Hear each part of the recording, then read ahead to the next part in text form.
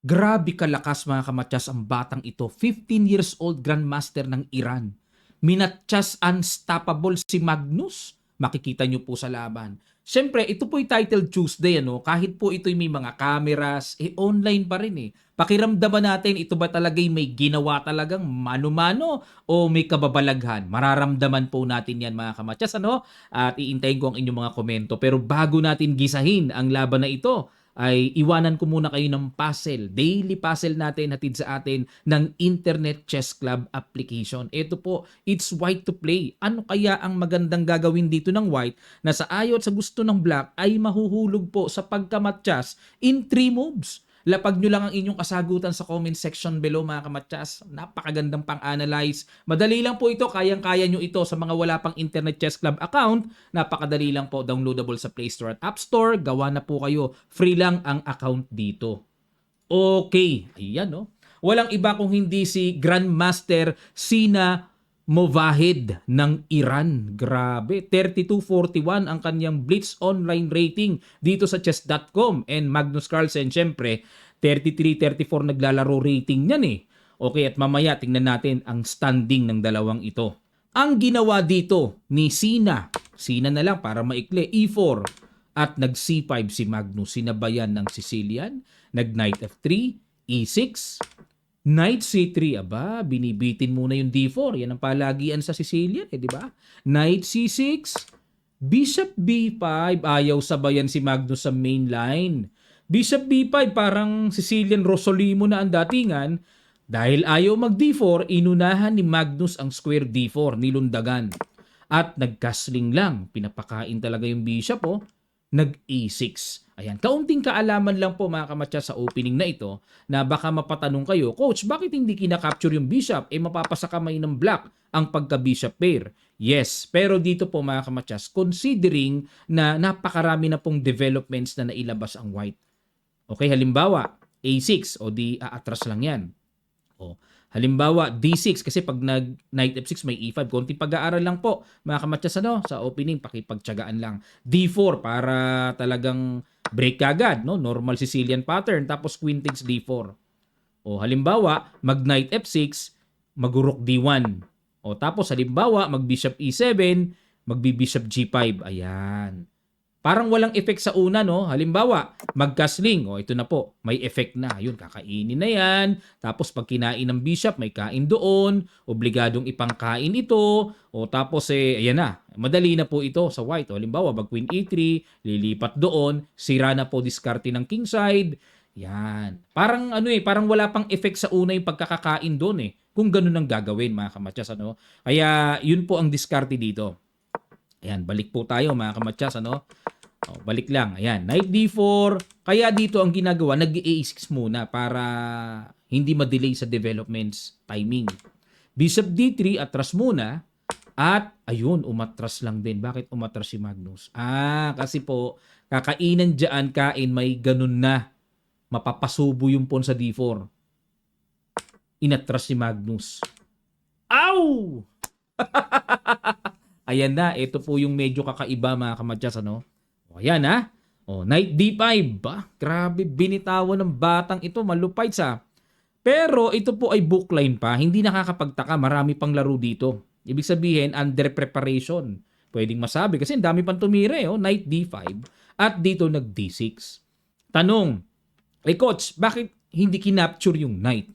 Ano meron po sa sacrifice na yan? O, pag kain, halimbawa, o saan tatakbo to? O halimbawa, doon, Knight E7, may push pa rin kasing D6, mga kamatyas. Na dito, ialis natin ang Knight. Halimbawa, Knight G6, may Rook E1. Sasalubungin ng check at walang ibang pangharang kundi minor pieces pa din. Alin man sa bishop, yung knight sa dulo, yung isang knight, madaling mabawi sa madaling sabi, mga kamatyas. Madaling mabawi. Ayun. Okay, kaya, balik tayo. Hindi pwedeng kainin yan. Laging may pang-check tapos D6. Okay na po? Klaro na. Kaya dito, ginawa ni Magnus nag D6. Kakagulat yung Knight D5, ano? Pinakitaan si world number 1. At dito, nag-knight E3. Obligadong tumakbo. Eh pagka hindi tumakbo yan, talagang tatagpasin na yan, maliletsyon ang knight dyan. Wala na pong one piece kasi okupado na yung D6, wala nang pang push. Kagaya ng nakita natin, di ba? O yan, may tamang sindak, may tamang pagtakbo din. Knight E3. At nag-G6. Ayan, para gustong i-develop dito. Okay, bookline pa rin. Ifa-fiangketo. Nag-C3. Ang purpose po ng C3, pag inalis yung bishop, syempre mai-D4.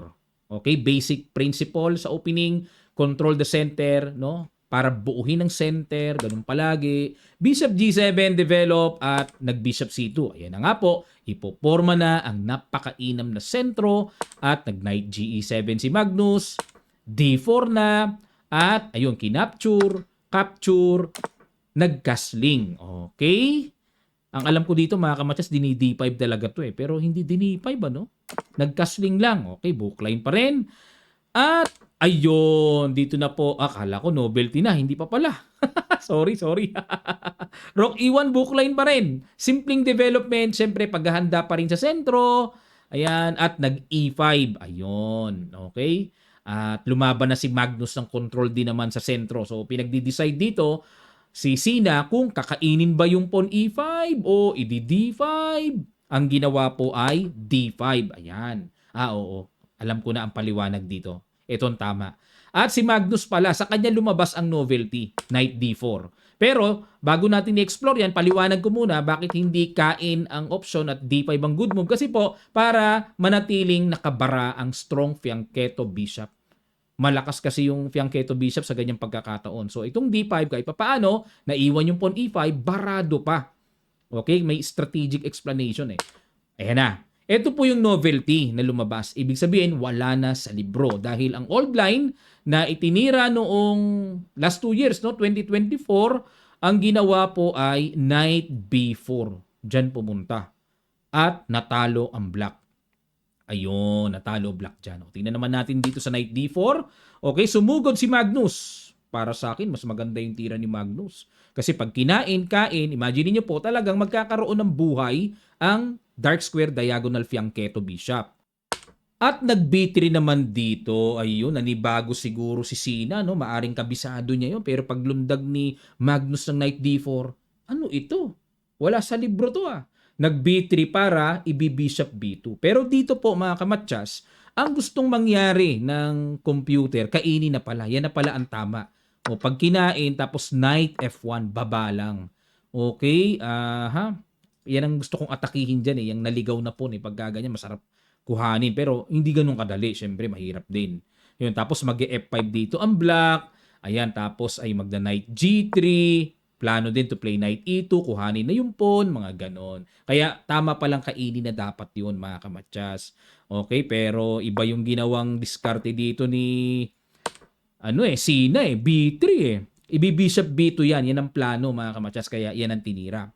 Pero yun, pinili ni Magnus yung bishop sa C2, kain para nasa kanya na ang bishop pair. Pero kailangan niya munang paganahin paano niya bubuhayin yung dark square bishop na yon. Okay, sa ganito po, para mabuhay ang bishop, isa po sa pattern na to, pampabuhay dyan, ay kailangang itulak yung F-pawn to F5. Okay, kasi imagine niyo kainin yan, kakainin ng pawn. So anytime pwede mag-E4, mabubuhay na yung bad bishop na nakabara. Okay, F5. Bishop A3. Ayun. Interesado namang atakihin yung weak pawn sa D6. Yan, isa po sa plano niyan. Ganun. Yan ang nakikita ko, na-imagine ko. Pero B5 ni Magnus, ano plano ng B5? Mukhang gaganon po mga kamatsas. Babarhan niya tong bishop. Yun na, Rook AC1. May plano rin to play Queen C7 mga kamatsas para bukod sa Queen to Queen plan, maatake yung pawn sa D6. Rook A7. Agad pinigilan ni Magnus na wag magawa yung pa-Queen C7 na malakas na paparating. At nag-Knight G5. Ayun. Nakitaan naman dito ng bata na may sipat doon, may lundag doon. Malakas nga naman. At mapupuwersa ang light square bishop na kainin yung knight. Ibig sabihin, wala ng bishop pair ang black. Mapapantay na yung minor pieces na matitira, Nag F4, okay, umatake, atras muna, Nag H6, ayan na, talagang wala na. Binigay na ni Magnus yung gusto talaga. Pero teka muna mga kamatsas, ano, may tanong ako dito. What if knight takes D5, sacrifice? Tipong may kain doon. Hindi pala pwede kasi may ganoon po. May ganyan, may check. May check, may kain queen to queen. Anong check? O yan, kain, tapos kain, kain, tapos may ganun. Ayun, lalabas 2 minor pieces sa isang tore. Okay, advantage for white sa usapang material. Ngayon, kung ito naman po ang kakapturin, mayroong queen e6 check. Inisip ko rin, paano kung kainin, hanging yung queen. May check may tempo Pag king h8 tapos capture doon. So, 2 minor pieces pa rin. Hindi na po, sorry. 1 piece up lalabas. Hindi lang 2 minor pieces advantage, kundi talagang buong isang pyesa na ang ilalamang ng puti dito. Yan, pinakikita ko lang po sa inyo mga kamatsas, yung mga essential possibilities of analysis na dapat makita natin dahil may kapupulutan din tayo sa mga ganung anggulo, no? Balik po tayo dito sa h6 na ginawa ni Magnus. Knight e6, pasok. Takes, at nag-rook f6. Ayun, inatake yung pawn e6. Dahil naligaw, nasa isip dito ni Magnus, okay, overextended yan, rook f6, then ano ang paraan para madepensahan pa ang pawn e6? Dahil may b5, walang queen c4. Yan, anong pang survive dito? Rook ed1, pressure doon, kakainin, kinain na, depensado pa. So, kitang-kita, 1 pawn up dito si Magnus. At nag-h3. Ano plano ng h3? Extra pasingaw, knight h2, knight g4, knight ganun ba? Okay, tingnan natin. Nag-rook d7. Plano na ni Magnus na mag-d5 na siya para ma-liquidate na niya, maalis na niya yung pawn sa d6 na yan. No? Problema yan At nag-knight h2. Doon nga pumunta. King h7 para ma-safe muna yung king just in case hindi na tamaan sa diagonal na yan. Prophylactic lang. Knight f3. Ayun, pinorma lang ang knight. At nag-G5. Ayun, ano purpose po ng G5? Hindi lang po yan basta tulak, kundi may knight G6 plan to activate the knight sa proper square talaga na mas malakas, na mas magagamit. Okay? Ayan, pagka-imagine niyo knight G6 tapos H5 and then G4. At dito nag-rook D2. Okay? Ayun ang plano, pipilahan yung D6 at nag-knight G6. Sa pagkakataon pong ito, baka mapaisip kayo, coach, ba't ayaw mag-break D5? Kakainin lang po at magkakaroon ng check doon. Hindi pwede. Blunderatious yun. Knight G6. Ayun na nga. Okay, patong lang din. Grabe itong batang ito. 15 years old lang pero halos mahinog-hinog na tira. No? H5. Ayan na nga po yung nabanggit ko. No? Ang plano, gagapang po ng G4. Aatake na si Magnus sa kingside. At nag-queen to C6. Queen C6. Okay. Idea, ilan na yan? 1, 2, 3, 4. 1, 2, 4 na yung umaatake. 3 lang ang dumidepensa. Ibig sabihin, babagsak na yung pawn sa D6. Kailangan gawa ng paraan. Atakado pa yung pawn sa A6. Nag-king H6 dito. Teka muna mga kamatsas, Teka muna. May tanong ako mismo dito. Baka tanong nyo rin mga kamatsas, What if mag-G4? Tuluyan ng umatake. Pasabugin na yung kingside, manggulo na talaga. Ano ba mangyayari? Kakainin ito. Tapos pag kinain, ayun. Yun ang hindi ko napansin. Okay. Kaya ako naging tanong kasi hindi ko alam ang sagot. May ganon. Pag kinain, lipad yung rook sa D7. Nakadikit nga pala. Pag hindi naman pinansin ang check na yan, kain naman ng tore, buong buo. Ayun, ito na lang ang pipiliin. Siyempre, kain. Wala. Wins in exchange kagad, intimano mga kamatsas ang puti dito. Okay, balik po tayo. So klaro po, Klaro. Kaya pala ang ginawa ni Magnus dito, nag-king h6 muna siya para wala yung mga ganong lundag-lundag at meron pa rin planong tuloy na G4 bomba sa kingside pero hindi na po pinatagal ni Sina. Bago pa mangyari yon, inunahan na niya ng gulo-gulo. Rook takes D6 na, may pasabog na siya. Rook D takes D6, Rook takes D6, Rook takes D6, and Bishop takes D6. Ayan. Okay? At nag-Queen F6 si Magnus. Okay. Alam ko naman po yung plano ni Magnus Kasi po, mga kamatsas, hindi pwedeng mag-G4 basta-basta Kasi pag nag-G4, kain lang yon. Hindi pwedeng makipagsabayan kasi yung queen nakatapat dun sa king. Limbawa, kain to, kain. Check pa Actually, nga, tama. Gusto ko sanang i-discovered Kaso may bitin pa pala doon. So yan, check. Wala na. O, pagka gumanon, edi Queen B7. Aray ko. Aray ko. O, sapul na sapul. Wala na. Masisimplify na yan. Ganon. Ano na, simplify na? Wala na. Daanin na sa yaman. Ika nga, sabi ng mga veteranong players natin, kain-kain.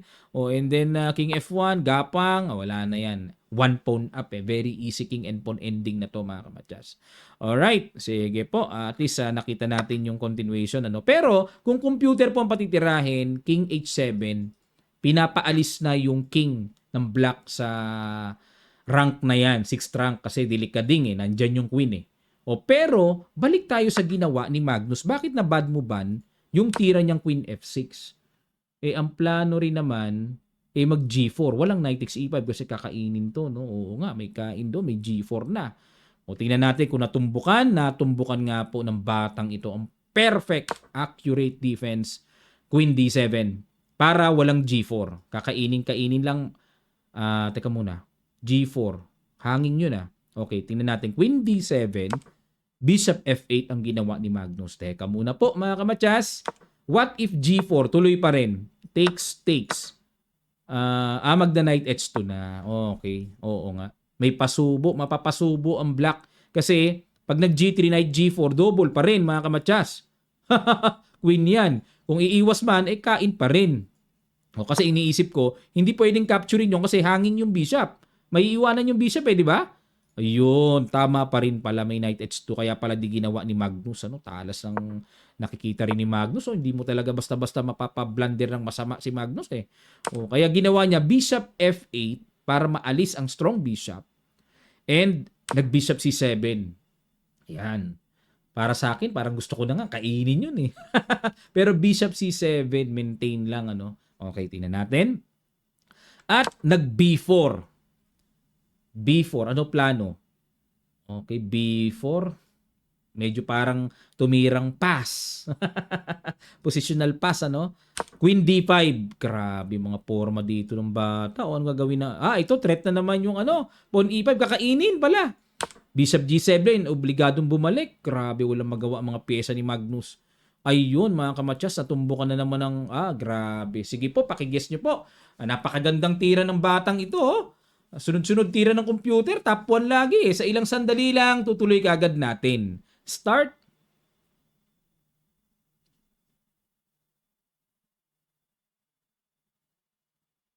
Maraming salamat po mga kamatyas. Ganda ng tiro. Boom! Bishop D8, atake sa Reyna. Tagos hanggang dun sa pawn. Obligado harangan. Mapapatal yan pagka nakain yung G5 At nag-Queen C5. Threat na naman yun. Bigat na mga tira, Nakto. Bishop F8 obligado. Walang magawa. Halos di makapalag ano ba kakainin? Daming kakainin Pawn E5, Pawn B4. Pero pinili ng batang ito ang Queen takes E5. Grabe, bata pa lang. Grandmaster na, Nag-Grandmaster siya 2024. Ayon sa pagkakatingin ko sa kanyang FIDE account history. Ang bata pa, Kamuntik pang maging youngest Grandmaster to. 13 years old siya nung naging Grandmaster. Grabe ang lupites. At kinain-kain, Knight C8. Okay, siyempre, kailangan, na lang, pakatatag na lang si Magnus dito kahit na bagsak yung pawn niya. Ilan lamang? Lamang isang pawn. Knight F7 check, aray ko, kuha pa yung isa. Boom! Grabe, wasak. Knight D6, okay, wala naman threat, depensado. Knight E6, threat yung bishop na naman, threat yung pawn. Bishop H6, okay, para madepensahan, mahabol. And F3, depensa muna sa pawn. Naku po, paano yung mga ganun-ganun, mga tusok-tusok na ganun? Ay, grabe. Ang sama ng pawn structure dito ni Magnus. Okay, at ayun na, dinaan na po sa gulang. Bata pa lang, magulang na, Knight C7. Palitan na, daanin sa yaman. Pag kinain-kain, wala, ang sama nung pawn B4. Masama din yung pwesto ng pawn F4. Weak lahat Wala na, nakipagsabayan na si Magnus. Bahala ka na dyan. Okay. Kinain. Bishop F8 muna si Magnus. To protect the pawn B4. Kasi po, pagka ginanon, uunahan doon, bagsak na naman. Okay, kaya nag-bishop to F8 at nag-bishop C7. Ayun, tinirada naman yung pawn F4. King G5, depensa, and nag-king F1. Sabagay, wala namang pandepensa talaga dyan. Kinapture na. And ayun mga kamatsas, grabe, number 1 move talaga ang bawat tira ng batang ito. Boom, H4 para maobligang makuha yung F4 pawn, kinain ni Magnus. And bishop takes F4. At dito po nag knight C3. Okay? Hindi pala maka knight C1. Gusto ko sanang i-knight C1 para may threat doon eh. Kaso may bishop nang nagbabantay.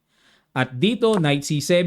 Okay? Ayun nakikita ko, makikipagsabayan na naman ng hamon-hamon. 'Di ba? Yung king tinan nyo, sugswang. Walang galaw yung king. Bishop E7, ito na po yung sinasabi ko sa inyo. Malapit nang maganap ang unstoppable matchas. Knight E6. Nag-bishop F6 dito mga kamadyas na bad move na. Okay, ang dapat daw pong tira is, pinapakain na lang. Talo na rin. Knight takes E4 ang gusto ng computer. Bishop F6. At dito mga kamadyas, oo, tumira ng E5. Sige po, ipatitig ko sa inyo sandali. Merong 2 moves mate na dito unstoppable. Tingnan nyo munang maigi yung position mga kamatsas. Ano sa palagay niyo yung na-miss dito ni Sina na hindi niya napinahan? Ganda ng tira na yun. Unstoppable eh. Congrats po sa mga nakapansin. Comment down below kung napansin nyo po mga kamatsas. Comment down below kung nasa dulo na kayong part na to. Malapit na tayo matapos eh. Nasa dulo na kayo. Comment dulo. Maraming salamat sa suporta nyo. Ayun, Knight F8. Na-miss. Unstoppable matches Walang kadipe-depensa. Anong pandepensa? Wala. Sugswang. Grabe matik kambing unstoppable pero hindi nakita ni Sina yan eh. Ang ginawa niya kasi umi-5 pa siya eh. Gumanon. Ayun na. Dito po napansin na. Hindi na nakawala. Knight D4. Unstoppable matchas kambing. Grabe, bihirang-bihira si Magnus na makita ko ang position niya na gantong kadelirio. Ang pangit talaga, mga kamatsas. Grabe, bihira. At isa lang po ang talo niya. Dito lang sa player na to. Ito po ang standing, mga kamatsas. Para po sa inyong kaalaman, bagamat natalo siya, isa lang ang talo niya eh. At not bad. Second place pa rin siya. Not bad. Isa lang ang talo niya. At ang champion walang iba kundi yung tumalo sa kanya. Sina Movahid, 15-year-old Grandmaster ng Iran. Tanong ko mga kamatya sa inyo, paki-leave the comment, paki-lagay nyo ng comment. Tanong ko, ito po ay online tournament, Title Tuesday Weekly. Pinabubuksan ng camera. Lahat ng players required na nakamonitor ang camera. Lahat ng sound nila sa screen, monitored ng chess.com ngayon, ng Title Tuesday organizer, admin. Ayan. Pero tanong ko sa inyo, may naramdaman ba kayong something na milagro or anong tawag doon? Kababalaghan pala? Or mga something kayong nararamdaman na may cheating sides ba, ways? Or talagang mano-manong ginawa ng batang ito para ganyanin lang ng walang kalaban-laban si world number 1 Magnus? Comment down below mga kamatsas. Malaya po tayong maglabas ng ating mga opinyon sa loobin. Wag lang po tayong mag-aaway, pawang, usapang, obserbasyon lamang. Ganang opinyon lamang mga kamatsas. Ginagalang naming lahat ang inyong opinyon. Maraming salamat po mga kamatsas. Don't forget to subscribe this channel. Maraming salamat po. Magkita-kita pa tayo sa mga susunod pa nating chess updates. God willing.